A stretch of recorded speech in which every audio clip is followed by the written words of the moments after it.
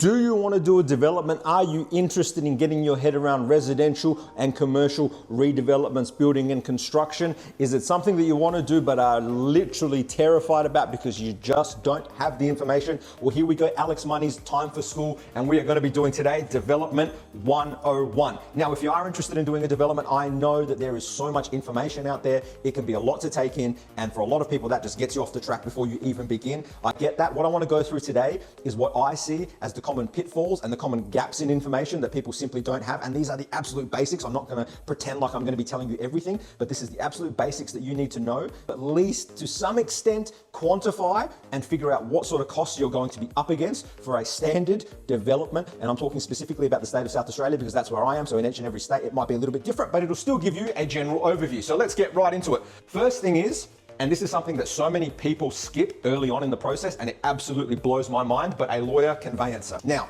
when you get a contract of sale, when it comes to a commercial or residential, you get a contract of some kind to purchase that particular property. The first thing you should do before signing, ideally, but if you've got a cooling off period, then during that cooling off period, is flick that across to your lawyer or conveyancer so that they can review it for you to make sure that there's no little traps, there's no easements, encumbrances, or anything unusual about that property that you haven't known, that you haven't been told, or you haven't thought about. Now, a little hack for that I've got is I use a law firm to do my conveyancing. The reason I do that is because when I use that law firm to do my conveyancing, in my particular scenario, a lawyer is looking over that contract, a trained lawyer who's also able to do conveyancing, but I essentially get a legal review of that contract. And if there's any information that comes from it, I'm essentially getting legal advice without paying for a lawyer. I'm paying conveyancing rates. Now, that's not to say conveyancers are no good. I've used conveyancers in the past, just standalone conveyancing services, and they can be very good as well. But if you can find a good law firm that does it day in and day out, and that's the caveat, they need to be one that does it day in and day out. A lot of law firms say they do it, but they don't have the skill set for it. They just can do it. Doesn't mean they're good at it. Go with the law firm, if not just a standard conveyancer. The next thing that's really, really important, and I think something that people just skip or ignore or don't know about, is planners. They are so incredibly important to this process. And again, you want to talk to them early. If there's a development site in particular that you are looking at, you want to have a chat to your planner and or architect and just give them an understanding of the site that you're looking at, what your hopes and aspirations are in terms of development for that property, and get some quick information from them as to whether that's even possible. You'll find a good planner will be able to look at a suburb, listen to your scope of work and say, yep, that's something that's possible, or no, you've got no hope at all. Or is it somewhere in the middle and we're going to be in a bit of a shit fight with council, but I think you can get there because I've done it with X, Y, and Z, and this is how we did it. Get that information early, that'll set you up for success. The next thing you want to do really, really early, and I think another profession that people just misuse or don't utilize properly, is surveyors. Now, surveyors, I think a lot of people just think, get out there and peg the site and give you the four corners of the boundary. Terrific. Yes, they do that, but they can give you a lot more information. And again, getting them involved early on can save you a lot of heartache down the track. So surveyors will give you your basic boundary outlines, of course, but they'll also be able to give you your contour plan, so your elevations, your slope, your flow of the block, and that'll be able to give you some information around what a planner can advise or what an architect can advise is achievable on that block based on those contours. They can give you your building envelope, so potentially the size of building on that particular site as well. They can give you things like street trees and Stobie poles and pedestrian crossings that interact with the site, which again can affect what you can potentially build, how far you can go, how big and bulk and scale you can go. So all of those things really tied to something like a surveyor's report that everybody else will rely on. Something that's becoming really, really important in the state of South Australia, because the government here just managed to slip through quite sneakily last year some fairly extensive changes to the tree protection legislation. So essentially anything in the state of South Australia with a circumference of less than about a metre,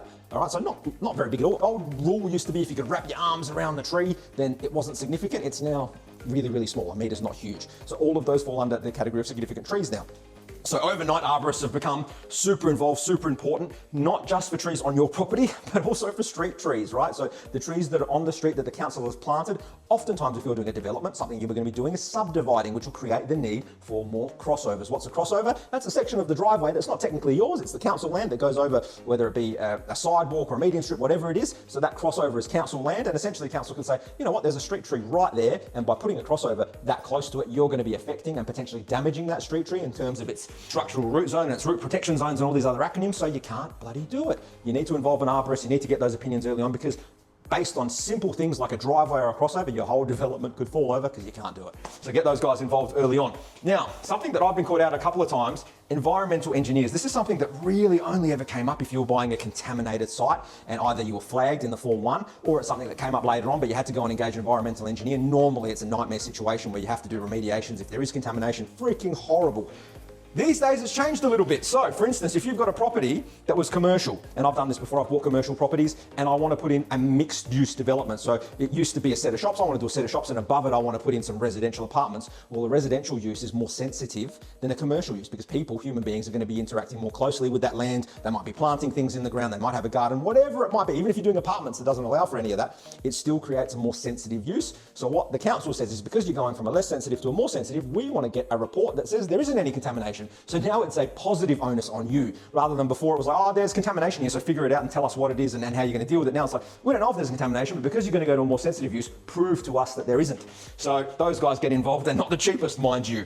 After all of those things, you get to the point where most people probably start at, and they think that's where the process starts, the architect. Now, again, really important that you use a good architect that's skilled, that's got experience, particularly in the area, the suburb that you want to work in, but also in the type of property that you want to build. So I know heaps and heaps of really good residential architects. If you gave them a childcare centre to plan, they would have absolutely no idea. So make sure that your architect has the skill set that you need. Don't be super loyal and just go to the one that you've always used to build houses if you're trying to build a warehouse and that's not their skill set. So make sure you get the right architect, and a good architect will essentially tie all of these other things together. So they'll speak to the planner, they'll get the surveyor's report, they'll get the arborist report, environmental engineers, anything else that's involved, and they'll integrate that into the plan that they prepare for you during that consultation period where you're brainstorming and workshopping what you want to do. Now, if you can get through all of that and you've got the funding out of pocket because the bank doesn't give you money for all of these things, so every single one of these stakeholders, these professionals that are involved, they get paid and essentially add on to your cost base, hence why the property prices are a little bit crazy at the moment because there's more stakeholders than ever before in just getting any sort of development done. If you get through all of that, then you've got the wonderful engineering side of everything. So once you've got your property designed, drawn, put in through council, and hopefully you've got approval, that first stage of approval in South Australia, we call it planning approval. That's really just a pretty little concept, a little design. You might have some 3Ds, you're going to have some basic plans and elevations, but they are not engineered plans. They're not what we call working drawings that have got all the calculations and everything else that make sure the structure stands up. So you need to involve an engineer. But a lot of times, especially in commercial properties, you need both a structural and a civil engineer. So they design the structures, but they'll also figure out all of your water flows and all of your stormwater and wastewater, and everything else also needs to be engineered. Separate costs for both of those. Remember that. Then, if you're doing a commercial property that's, for instance, a mixed use or over a certain size, you have what I'm referring to as a services engineer. So they'll engineer your fire requirements, your electrical requirements, your waste requirements. All of those things now have to be done by a separate certified engineer, right? So that's another cost that you'll be adding on specifically in the commercial space. In South Australia, something wonderful that we have is past the planning process, when it goes to that next level of approval, so your building rules consent, you can use a body outside of the council to do that approval for you. It's called a private certifier. I would absolutely swear by using them. Do not get that final stage of approval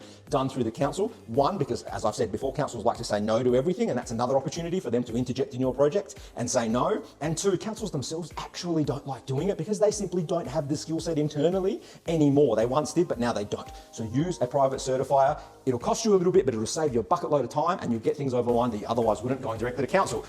Now, circling back, there's a couple of other things that also come into play, and this depends on the type of development that you're doing. So for instance, on commercial properties, on main roads, for instance, you might need a traffic engineer. That traffic engineer is going to say, there's 10,000 cars that go past this property every day. The driveway's only this big. You're not going to give people enough opportunity, turning, circle, access, whatever. Or conversely, they can put up an argument and say, yep, this many thousand cars go past. We've got massive driveways, good turning circles. You're not going to create any burden on the traffic in the area. That's just one example. They're going to talk about lots of other things as well, but a traffic engineer does get involved.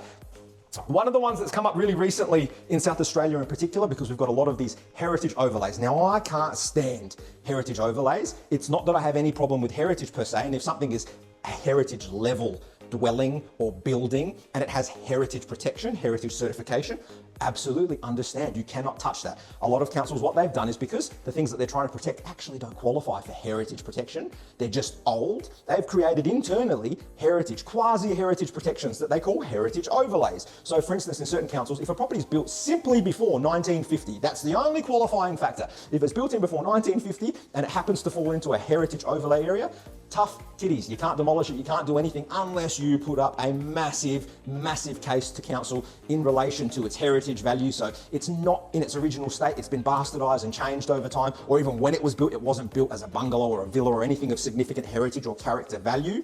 Then you could potentially put up an argument to take that property down. Now, where that argument comes from is not you, it comes from a heritage architect. So you want to find a good one, you want to find one that understands what you're trying to do. You also need to be reasonable and understand if you've got a pristine pristine, beautiful heritage villa or bungalow that really should be maintained, and there's plenty of them that should, then don't even try. Don't put up the business case, because rightly so, it'll be refused. But if you've got one that's in a massive state of disrepair, if it's got structural integrity issues, if it's been changed and bastardized over time prior to you taking ownership of it, if there is a business case for it that stacks up from a heritage perspective and a financial perspective, then engage a good heritage architect. Also, heritage architects do know certain areas better than other suburbs, so make sure you get the right architect for your area. Beyond that, quantity surveyors. Now, this was something that was previously just used to figure out financially if something stacks up, so they can give you basic costings and projections and help you with your feasibility studies. But tying into heritage architects now, for instance, in certain South Australian suburbs, you will need a heritage architect and a quantity surveyor's report. So the heritage architect will say, this is not of heritage value, it's been bastardised, it's been changed, X, Y, Z. The quantity surveyor will also say, look, on top of all of those things, because of the structural problems that the engineers pointed out, if you take all of that in totality, to repair or rebuild or reinstitute this particular building would cost so much more than just knocking it down and building a new one that it's not economically viable. No one in their right mind would do it. So a quantity surveyor can help you in that regard. And then at the absolute bottom of the totem pole, REPM, real estate agents and property managers. This is a really important one too, and something that you can actually loop in right at the start, especially if you want to get all of your ducks in a row, all of your finances understood and clearly quantified. Talk to a real estate agent. Hey, what do you think the finished product is going to be worth? Don't just talk to any real estate agent. Make sure you check the credentials, make sure they've sold the product that you're looking to put out and they've got a basis for what they're saying. They're not just jumping on RP data and spitting out regurgitated and often inaccurate information. Make sure you get one that actually has skin in the game and knows what they're talking about. Property managers, really important as well, because they can tell you, hey, in this particular area, this tenancy mix does really well. This type of tenant is lower risk. This type of tenant is high risk. This type of tenant gives us more problems, less problems, whatever else.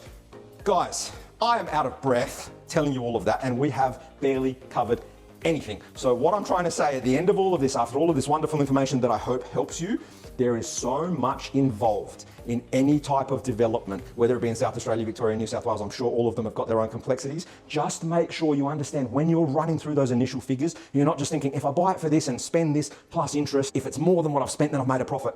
Cool, but if you forgot 10, 12 stakeholders across the line, each of which are going to give you a nice, chunky, massive invoice for the help that they give you, that is what erodes your margin. That's what puts you in trouble. That's what puts you in a position where you might lose everything taking a punt on something that's supposed to make you money. All right, so just be educated. Don't take uneducated, unresearched risks. Get as much information as you can early on before buying, and give yourself an exit prior to signing the contract. Give yourself exits during that process as best you can as well. Information is key. That's going to be your strength. I'm going to try and give you more of it. So if you're interested, just make sure you stick with the page. Alex Money Time for School going to be helping you out as much as we can. But for now, Alex Money out.